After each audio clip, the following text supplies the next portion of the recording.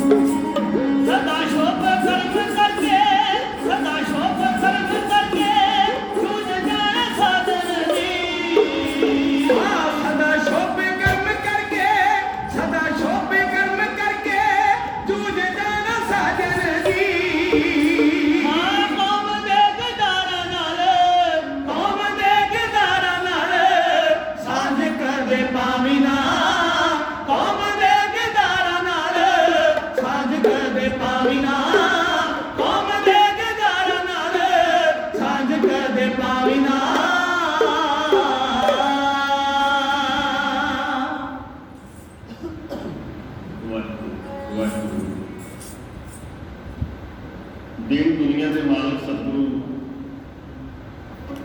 सरवरे कायनात मालिक कुल आलम शब्द गुरु जहरा जहूर सब कला भरपूर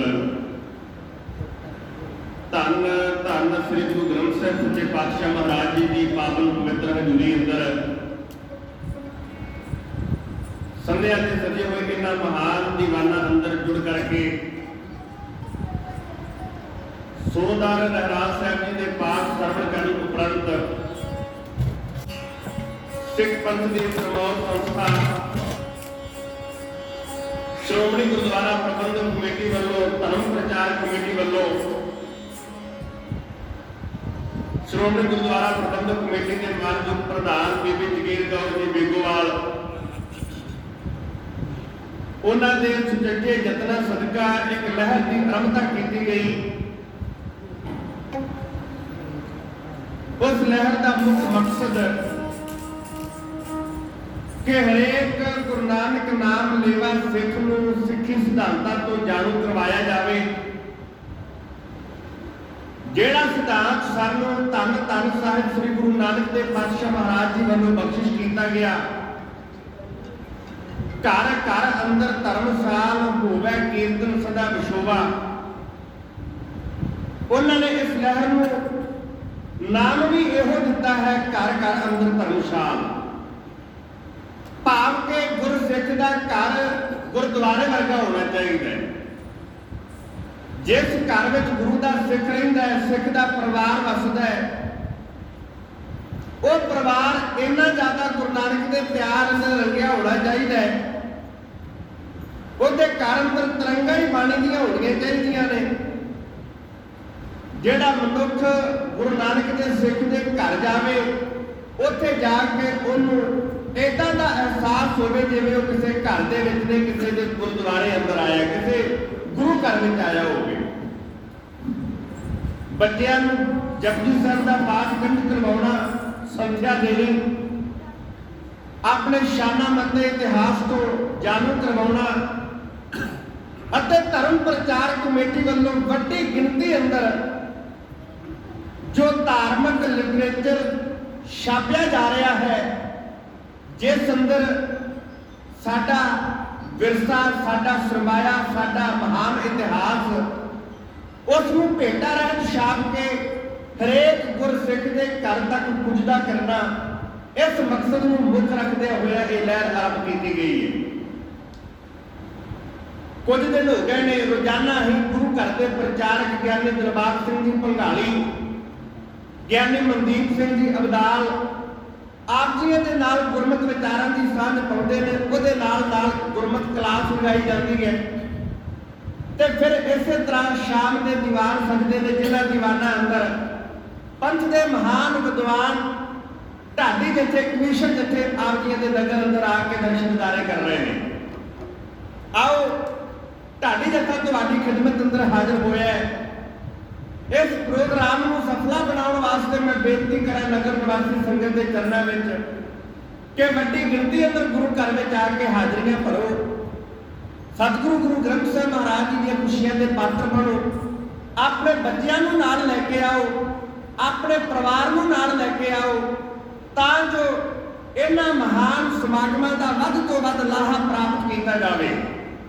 ਸ਼੍ਰੋਮਣੀ ਗੁਰਦੁਆਰਾ ਪ੍ਰਬੰਧਕ ਕਮੇਟੀ ਦੇ ਇਸ ਚੰਗੇ ਉਪਰਾਲੇ ਦੀ ਜਿੱਥੇ ਹਰੇਕ ਪਿੰਡ ਵਿੱਚ, ਹਰੇਕ ਸ਼ਹਿਰ ਵਿੱਚ, ਹਰੇਕ ਘਰ ਅੰਦਰ ਸ਼ਲਾਘਾ ਕੀਤੀ ਜਾ ਰਹੀ ਹੈ, ਉੱਥੇ ਮਾਣ ਦੀ ਗੱਲ ਹੈ ਪਿੰਡ ਮਾਨ ਅੰਦਰ ਇਸ ਲੜੀ ਦੇ ਤਹਿਤ 7 ਰੋਜ਼ਾ ਸਮਾਗਮਾਂ ਨੂੰ ਇਸ ਨਜ਼ਰ ਅੰਦਰ ਰੱਖਿਆ ਹੋਇਆ ਹੈ। ਆਓ ਵੱਡ ਭਾਗੇ ਬਣੀਏ। ਪਾਤਸ਼ਾਹ ਜੀ ਦੀ ਬਾਣੀ ਦਾ ਮੁੱਖ ਵਾਕ ਵੱਡ ਭਾਗੀ ਹਰ ਸੰਗਤ ਪਾਵੈ, ਭਾਗਹੀਣ ਭ੍ਰਮ ਚੋਟਾਂ ਖਾਵੈ, ਬਿਨ ਭਾਗਾ ਸਤ ਸੰਗ ਨਾ ਲੱਭੈ, ਬਿਨ ਸੰਗਤ ਮੈਲ ਭਰੀਜੈ ਜੀਓ। ਦੋਵੇਂ ਹੱਥ ਜੋੜ ਕੇ ਸੀਸ ਝੁਕਾ ਕੇ ਗੱਜ ਕੇ ਫਤਿਹ ਬੁਲਾਓ। ਆਖੋ ਜੀ ਵਾਹਿਗੁਰੂ ਜੀ ਕਾ ਖਾਲਸਾ, ਵਾਹਿਗੁਰੂ ਜੀ ਕੀ ਫਤਿਹ। ਜਿੱਥੇ ਅੱਜ ਦੇ ਇਹ ਸਮਾਗਮ ਕਰਵਾਏ ਜਾ ਰਹੇ ਨੇ, ਉੱਥੇ ਅੱਜ ਦੇ ਦਿਨ ਜਗਤ ਜਲੰਧਰ ਨੂੰ ਠਾਰਨ ਵਾਲੇ, ਤਾਰਨ ਵਾਲੇ, ਪਾਪੀਆਂ ਨੂੰ ਸਿੱਧੇ ਰਸਤੇ ਪਾਉਣ ਵਾਲੇ, ਦੁਖੀਆਂ ਤੇ ਦਰਦ ਵੰਡਾਉਣ ਵਾਲੇ ਸਭ ਤੋਂ ਵੱਡੇ ਸਤਿਗੁਰ ਨਾਨਕ, ਧੰਨ ਧੰਨ ਸ੍ਰੀ ਗੁਰੂ ਨਾਨਕ ਦੇਵ ਪਾਤਸ਼ਾਹ ਮਹਾਰਾਜ ਜੀ ਦਾ ਵਿਆਹ ਪੁਰਬ ਮਨਾਇਆ ਜਾ ਰਿਹਾ ਹੈ। ਬਟਾਲੇ ਦੀ ਧਰਤੀ ਉੱਤੇ ਰੌਣਕਾਂ ਲੱਗੀਆਂ ਹੋਈਆਂ ਨੇ।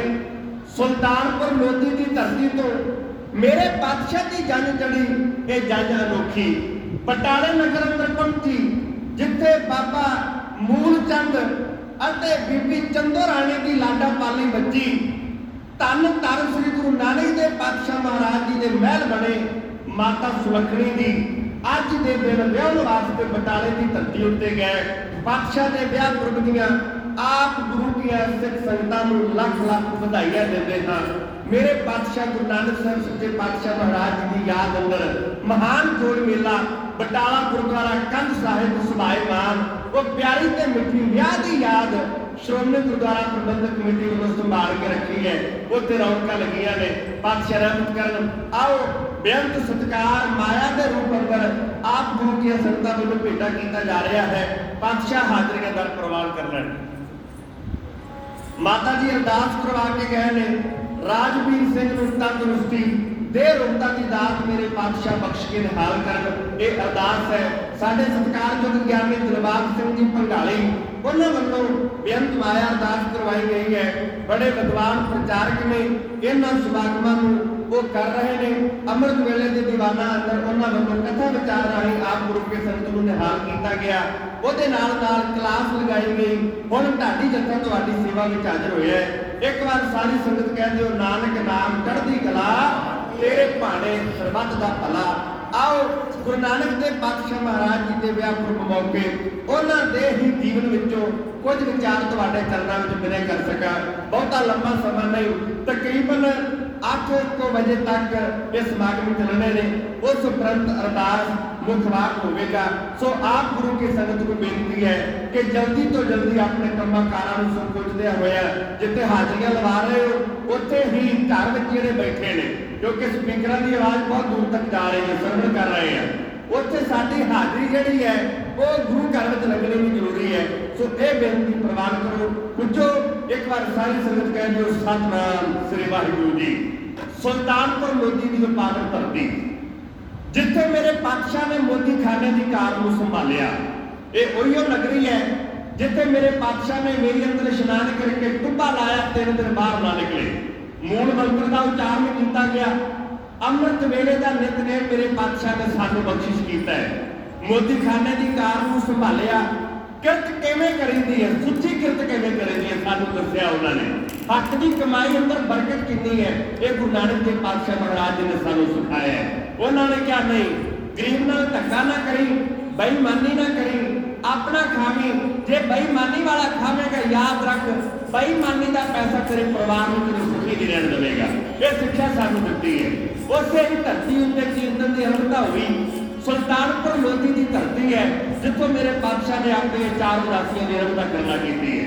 ਭਾਈ ਦਾਨ ਸਿੰਘ ਕੋਮਲ ਲਿਖਦੇ ਨੇ, ਉਹ ਕਹਿੰਦੇ, ਭਾਗਾਂ ਵਾਲੀ ਇਹ ਧਰਤ ਸੁਲਤਾਨਪੁਰ ਦੀ, ਨਾਨਕ ਗੁਰੂ ਨੇ ਲਾਏ ਸੀ ਭਾਗ, ਜਿੱਥੇ ਆਪਣੀ ਪਰ ਜਵਾਨੀ ਦੀ ਉਮਰ ਵਿੱਚੋਂ 14 ਕੀਮਤੀ ਸਾਲ ਬਿਤਾਏ, ਜਿੱਥੇ ਮੋਦੀ ਖਾਨੇ ਦੀ ਕਾਰ ਸੰਭਾਲ ਕੇ ਤੇ ਸੱਚੀ ਕਿਰਤ ਦੇ ਪੂਰਨੇ ਪਾਏ, ਜਿੱਥੇ ਸੱਚ ਦੱਸ ਕੇ ਤੇ ਮੁਸਲਮਾਨ ਹਿੰਦੂ ਸੱਚੇ ਰੱਬ ਦੇ ਰਾਹ ਸੀ ਲਾਏ, ਜਿੱਥੇ ਮਿੱਤਰ ਮਰਦਾਨਾ ਸੀ ਆਣ ਮਿਲਿਆ, ਫਿਰ ਗਈ ਖਰੀਦੀ ਰਬਾਬ, ਜਿੱਥੇ ਨਾਨਕ ਗੁਰੂ ਦਾ ਦਿਲੋਂ ਮੁਰੀਦ ਹੋਇਆ। ਦੌਲਤ ਖਾਨ ਦੀਵਾਨ ਨਵਾਬ, ਜਿੱਥੇ बन के लोधी सरकार दे नेक मोदी। खोल नानक ने सच दा हट दिता, रखिया पासकू ना, ठूंगा मारिया ना, पूरा तोल के ते वेच वट दिता। लैण वेले ना किसे तो लिया वाधू, देण वेले ना किसे नूं घट दिता। लोड़वंदां दी भी कीती लोड़ पूरी ते सरकार नूं भी नफा खट दिता। 12 तीक गिणदे 13 भुल जाते, अगों 13 हाँ बोलते रहे। रस वंडन लई भुखिया नंगिया नूं 13 दियां धारना तोड़ते रहे। पिता कालूआ नानक नूं कहण लगा, पुत्र की कमाया ही दस तां सही। सारे सुनी दी है तेरी बड़ी शोभा, मैं तलवंडी तो आया ही दस तां सही। 10 बची कटौती चो जिनस किन्नी, की तनखाहों बचाया ही दस तां सही। शुक्र है कि तू भी कमाउण सिखिया, जोड़ी किन्नी को माया ही दस तां सही। हस के नानक ने आख्या, पिता जीओ लोक मोह विच तुसीं तां ग्रसे होए हो, तुसीं दौलत ही जिंदगी समझदे हो, इन्ने माया दे जाल विच फसे होए हो। सच्चे पातशाह गुरु नानक देव महाराज कहंदे ने, तुसीं दौलत ही जिंदगी समझदे हो, इन्ने माया दे जाल विच फसे होए हो। सच्चे नाम दा धन है कोल मेरे, झूठी दौलत वाल मेरा ख्याल ही नहीं। क्योंकि पापा बिन कदे ना होए इकट्ठी, मोया होया ते जांदी ए नाल ही नहीं। इधरों आउंदी इधर नूं चली जांदी, टिकण वाला ए पिता जी माल ही नहीं। रब नालों टुट माया नाल जुड़ जा, पैदा हुंदा ए कदे सवाल ही नहीं। उधर चुगलखोरा नवाब नूं शक पाया, मंगिया नानक तो गया हिसाब आखर। था घाटे दे वाधा ही निकलिया सी, पूरा उतरिया मेरा जनाब आखर। भावें लख नवाब ने रोकिया सी, दिता नौकरी वालों जवाब आखर। सच्ची नौकरी कर लई परमात्मा दी कीता होर ना समा खराब आखर। वेई नदी विच फेर अलोप हो गए, डुब्बा कहण लोकी गल बुझी सीए। कदे रब नूं भी किसे डुबिया है, भैण नानकी ने गल बुझी सीए। नदी विचों गुरदेव ने बाहर आके कहा, चंगा धर्म ते चंगा ईमान केड़ा, ना कोई हिंदू ना मुसलमान इत्थे, दसो अल्लाह केड़ा भगवान केड़ा। एक रब नूं तुसां ने वंडिया है, दसो अल्लाह केड़ा भगवान केड़ा। चंगा हिंदू के मोमन ना इह देखो, वेखो दोवां चों चंगा इंसान केड़ा। इहो सुल्तानपुर विच उपदेश दे के छड्ड अपना सारा संसार तुर पै। कोमल मित्र मरदाने नूं नाल लैके सोधन वास्ते सारा संसार तुर पै। भाई गुरदास कहंदे ने, बाबा देखे ध्यान धर, जलती सब पृथ्वी दिस आई। बाजो गुरु कुमार है करदी सुनी लुकाई। बाबे भेख बनाया, उदासी की रीत चलाई। मेरे बादशाह ने फरंदे रबाबी जे कोलों रबाब खरीद के भाई मरदाना जी दे मोढे ते पवा दित्ती है, अपने परिवार नूं छड्डिया। 2 पुत ने हीरे वर्गे, बाबा श्री चंद बाबा लक्ष्मी दास सच्चे पातशाह ने छड्डे ने। भैन कोलों भाईया जय राम जी कोलों आग्या लै लई, चले हाँ। बंदा घरों चलदा है, परिवार नूं छड्ड के कुछ लैण वास्ते जांदा है। परिवार छड्ड के परदेसी हुंदा है, तां जो मैं परदेसां विच जाके धन कमा सकां। उस कमाए हुए धन कारण मेरा परिवार जिंदगी सुखां नाल बतीत कर सके। लेकिन अज गुरु नानक घर बार छड्ड के चले ने। अपने जीवन साथण माता सुलखणी जी, पुत बाबा श्री चंद, बाबा लक्ष्मी दास, अपने बुढ़े माता पिता, अपने भाईया, अपने भैन बेबे नूं छड्ड के चले ने। लेकिन यह भी सच है, मेरे गुरु नवाज दाता कुछ कमाउण नहीं चले, धन प्राप्त करने चले। याद रखो, संसार नूं कुछ देण वास्ते चले ने, संसार नूं कुछ वंडण वास्ते चले ने। सच्चे पातशाह चले, गरीब नवाज दाता चलते चलते पहुंचे ने लाहौर। लाहौर तो मेरे पातशाह चले पहुंचे ने तलवंडी। अपने माता पिता को मिले आके आग्या लै लई उन्हां कोलों। राय बुलार नूं दर्शन दे के निहाल कीता। इत्थों सच्चे पातशाह चले, सीधा चलते चलते पहुंचे ने सैदपुर की धरती उत्ते। याद रखो, उत्थे मेरे गरीब नवाज दाता पहुंचे। एक गरीब तरखान रहिंदा, याद रखो, घटौड़ा ओदी गोत, नीवी जाति का बंदा, 10 महीनों की किरत कमाई करता ते नाम है ओदा भाई लालो। याद रखो, 10 महीनों की किरत कमाई कमाई विचों लोड़वंदां दी मदद करदा है। दसां नौवां दी किरत कमाई विचों भुखियां नूं प्रशादा छकाउंदा है। अपनी किरत विचों अपने घर अंदर एक खूह लवाया होया उसने, क्योंकि उस वक्त दे हाकम नीवीं जाति के लोगों को अपने खूहां तो पानी नहीं भरन दिंदे सन। भाई लालो ने खूह लवाया, ਉਹਦੇ ਖੂਹ ਤੋਂ ਹਰੇਕ ਬੰਦਾ ਜਲ ਪ੍ਰਾਪਤ ਕਰਦਾ ਹੈ। ਅੱਜ ਮੇਰਾ ਦਾ ਮਾਲਕ ਭਾਈ ਲਾਲੋ ਦੇ ਵਿਹੜੇ ਅੰਦਰ ਉਹਨੂੰ ਖੁਸ਼ੀਆਂ ਦੇਣ ਵਾਸਤੇ, ਉਹਦੀ ਸੁੱਤੀਆਂ ਹੋਈਆਂ ਕਲਾਂ ਜਗਾਉਣ ਵਾਸਤੇ, ਉਹਦੇ ਘਰ ਨੂੰ ਭਾਗ ਲਾਉਣ ਵਾਸਤੇ ਆਪਣੇ ਪਿਆਰੇ ਰਵਾਜੀ ਭਾਈ ਮਰਦਾਨਾ ਜੀ ਦੇ ਨਾਲ ਪਹੁੰਚੇ ਨੇ। ਖੜਕਾਇਆ ਕਰਦਾ ਕੁੰਡਾ, ਭਾਈ ਲਾਲੋ ਨੇ ਬੂਹਾ ਖੋਲਿਆ, ਉਹਦੇ ਬੂਹੇ ਅੱਗੇ ਰੱਬ ਖਲੋਤਾ ਹੈ। ਉਹਦੇ ਚਿਹਰੇ ਦੀ ਝਾਲ ਨਹੀਂ ਚੱਲੀ ਜਾਂਦੀ। ਭਾਈ ਮਰਦਾਨਾ ਜੀ ਨਾਲ ਨੇ। भाई लालो ने सच्चे पातशाह के चरणों से नमस्कार की, जी आया कह के बाबे नूं अपने विहड़े अंदर दिल के दरवाजे खोल के अंदर वाड़िया। मेरे गरीब नवाज दादे ने भाई लालो नूं गल वकड़ी विच लैके ओहदे नाल पातशाह ने प्यार दीआं बातां जिवें कीतियां, उस वक्त दा नक्शा बडाले दा ढाडी असा बेसली क्यों कर रहा।